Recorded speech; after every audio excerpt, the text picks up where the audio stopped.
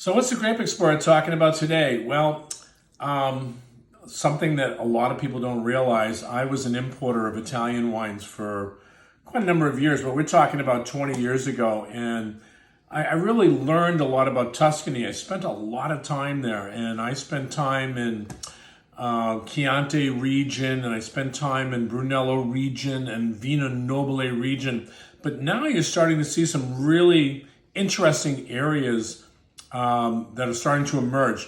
So this was a new discovery. Just tasted this the other day, and I thought, wow, this is really, really cool wine. So this is an area called Maremma.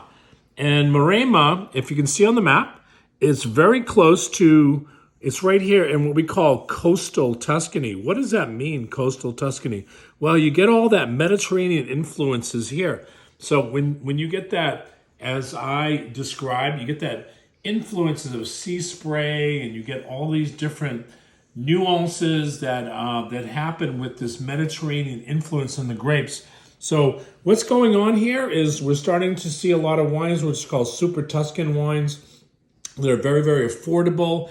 They're blending in with Sangiovese. They're blending in Cabernet and Merlot and Syrah, and they're doing some really, really unique things in Tuscany that are, you know, of course, 25 years ago, everything was Chianti Classico, or it was Brunello was starting to emerge. But what does that actually mean? Well, that means value, because I spent not even $25 a bottle for this wine. And I'm thinking, wow, this is really interesting wines, because you smell all that flavors that you get normally out of Chianti Classico. You get that clay.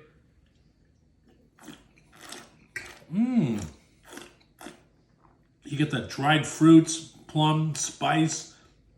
You get that terroir. And again, you get that salinity. Remember we talked about saline. There's something that's very, very important in wine, because it's actually cuts through the fruit.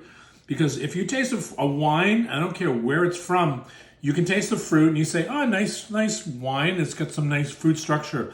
But then what else does it have? Well, this wine has salinity, and we call that Tuscan coast, and you're getting all that action going on in the Mediterranean here that actually influences the grapes, makes them very, very interesting. And for 25 bucks, I mean, come on, this is really ridiculous in the scheme of things. So, you know, again, wanted to highlight wine. I love Tuscan wines. I love red wines from this area. Again, this is the Grape Explorer, talking about grapes and talking about wine.